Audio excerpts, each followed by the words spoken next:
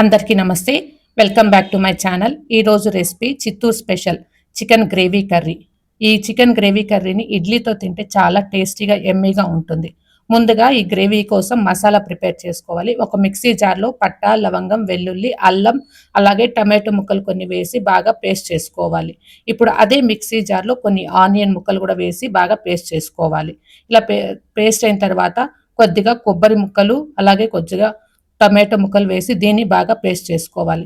ఇప్పుడు ఒక కడాయి పెట్టి అందులో కొద్దిగా ఆయిల్ వేసి ముందుగా మనం కడిగి పెట్టుకున్న చికెన్ వేసి బాగా ఫ్రై చేయాలి. ఇలా ఫ్రై చేస్తూ ఉంటే చికెన్లో వాటర్ అంతా రిలీజ్ అవుతుంది. ఇప్పుడు దీన్ని తీసి పక్కన ఒక గిన్నెలో పెట్టుకొని ఇందులోనే ఒక చిటికెడు పసుపు, మీకు రుచికి సరిపడేంత ధనియా పౌడర్, అలాగే కారం పొడి, అలాగే మీకు రుచికి సరిపడా సాల్ట్ వేసి బాగా మిక్స్ చేసి ఒక 10 మినిట్స్ పక్కన పెట్టుకోవాలి. ఇలా బాగా మిక్స్ చేసుకొని పక్కన పెట్టుకుంటే దాంట్లో కారం అన్నీ పడుతుంది.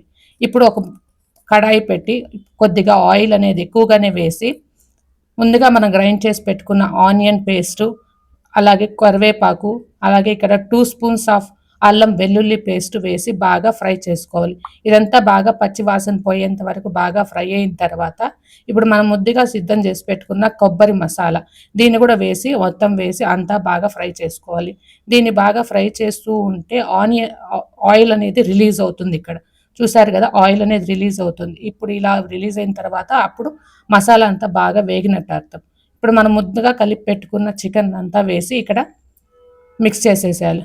అలాగే మీకు ఎంత గ్రేవీ కావాలనో దానికి తగినంత వాటర్ అనేది వేసుకొని ఇలా కలిపి ఒకసారి టేస్ట్ చూసుకోండి. ఇక్కడ ఏదైనా సరిపోకపోతే యాడ్ చేసుకోవచ్చు. నాకు ఇక్కడ ధనియా పౌడర్, కొద్దిగా కారం, సాల్ట్ సరిపోలేదు, ఇక్కడ నేను యాడ్ చేసుకుంటున్నాను. ఇక్కడంతా బాగా మిక్స్ చేసుకొని కాసేపు అలానే వదిలేసేయాలి. దీన్ని ఒక 5 మినిట్స్ మూత పెట్టి మీడియం ఫ్లేమ్లో వదిలేస్తే బాగా ఇట్లా బబుల్స్ వచ్చి ఉడుకుతుంది. చికెన్ అంతా బాగా ఉడికిన తర్వాత ఒకసారి చూసుకొని మీకు కావాలంటే చికెన్ మసాలా వేసుకోవచ్చు. నేను చికెన్ మసాలా వేయలేదండి.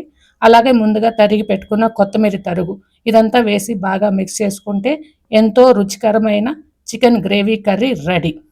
దీన్ని వేడి వేడిగా ఇడ్లీతో సర్వ్ చేసుకుంటే చాలా టేస్టీగా ఉంటుంది. నేను ఇక్కడ ఈ వేడి వేడి ఇడ్లీతో చికెన్ ఫ్రై అలాగే చికెన్ గ్రేవీ కర్రీని సర్వ్ చేస్తున్నాను. ఈ టేస్ట్ అయితే చాలా ఎమ్మీగా ఉంటుంది. ఈ వీడియో కానీ మీకు నచ్చినట్లయితే లైక్ చేసి కమెంట్ చేసి షేర్ చేయండి ఫ్రెండ్స్. ఒకసారి మీరు ఈ టేస్ట్ చేసి కమెంట్ చేయండి. Subscribe for more videos. Thank you. By bye friends.